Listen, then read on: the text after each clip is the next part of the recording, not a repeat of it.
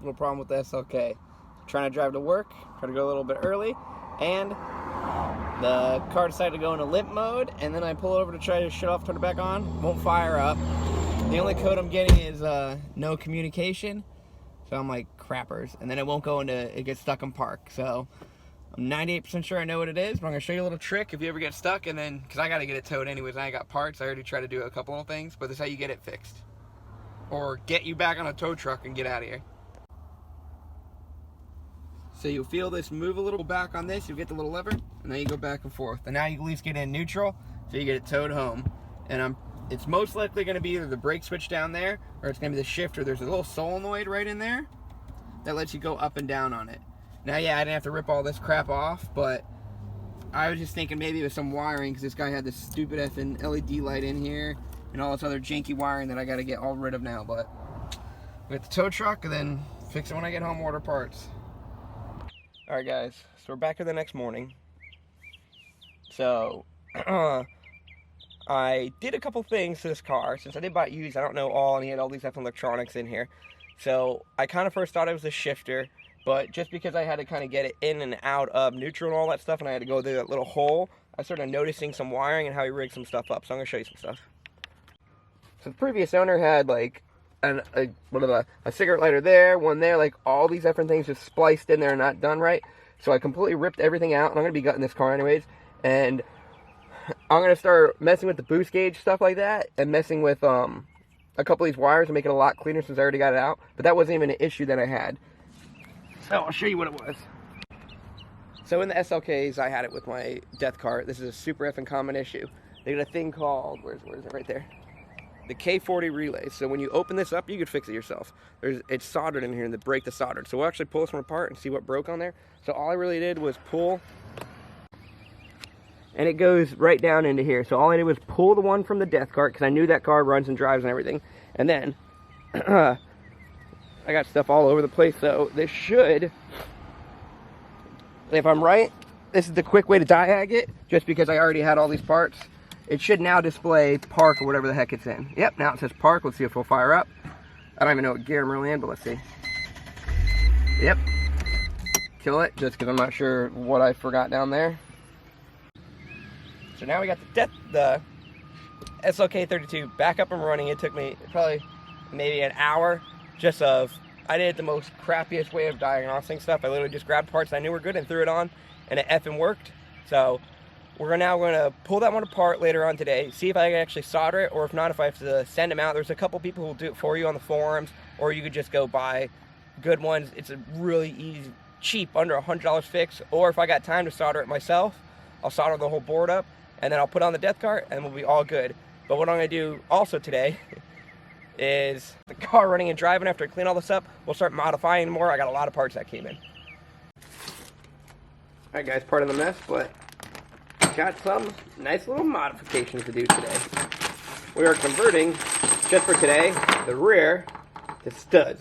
So factory, it comes with basically lug bolts, and when you change your rims or anything, you got to go all different sizes. And if you ever want to try to put the wheel on really quick, it is a little bit difficult with these. Converting it to studs is going to be a lot easier, and I know a couple people who did it, and they get pretty good results on that. It's basically just a convenience thing, and hopefully it's going to give me more options for rims, because a lot of people say once you do this, you could actually fit 5x114s. So I order one rim of 5x114s, and we'll see if it actually does fit good enough. If not, then I just got studs, and I'll just use the same 5x112. Now the kit I ordered, so there's a few kits out there, a lot of them, but you got to make sure you get the right one. So for my car, I am M12 1.5 pitch. That's for the SLK, the CLK, I think the C class. There's a few cars, but the big body cars like the E's and the CLS and the SLs and the CLs, if I'm right, they're M/1.4. So that's a bigger one. Like for my white car over there, different size studs it needs for it. And then I guess got 75mm length. They have 90mm, all depends what you need. That's just what I got for mine. And the kit also came with the proper lug nuts for the car. So we'll be throwing these on. I'll show you how to do it. It's really not that hard. Not bad. Alright, pretty effing easy. First, you're going to jack up the car. Make sure you can spin the tire. Pretty self-explanatory. And then you just get your trusty 17.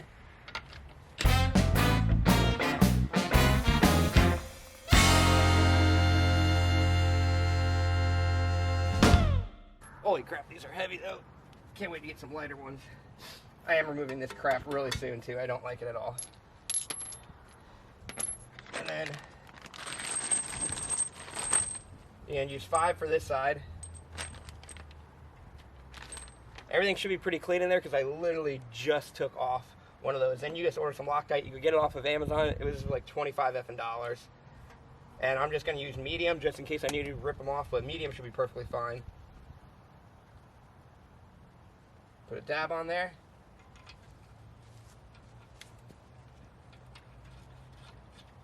Thread them right in until they stop. Do each one.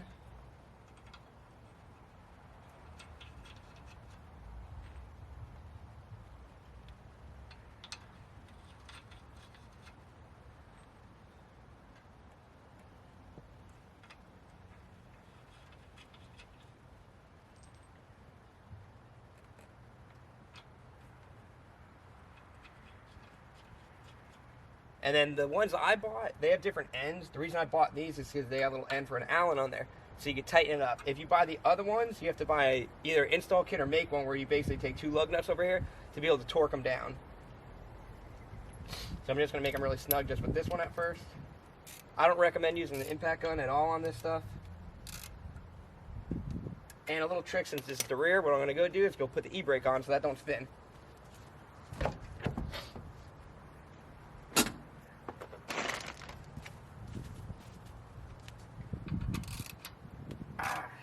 Much nicer now.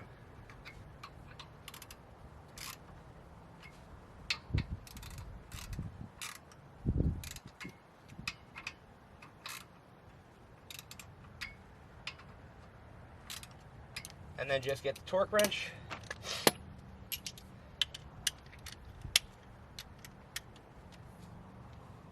Set it to the proper amount and then torque them.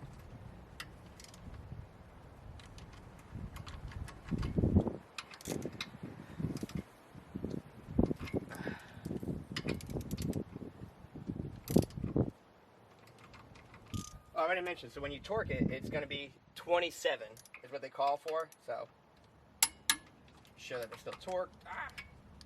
Nice audible click out of this one now. That one still need a little more. Click. And then when you're doing it, also doing like a star pattern.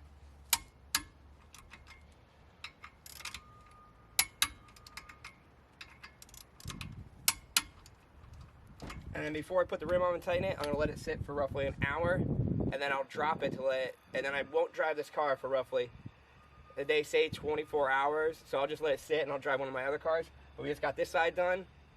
Now we'll run around and do the other side, and then we'll go test that rim and make sure it all fits. But not bad, but even worst case scenario, I got plenty of other rims that will go onto here, and the stud conversion just makes it so much easier to put on. I got to get used to like how to do it, but it should be pretty nice. Oh, and as you saw, I just took this stupid brake shield off of this side. So we're going to run around to the other side and drop it and see what happens. But yeah, one of the reasons that I also got that whole setup was because I knew these were coming in. Where's the... Yeah, ooh. Some RPF 1s I got for the car in 17x9. A different bolt pattern, 114x35. So, this is the first test fit. I already tested it. I'll show you what it looks like.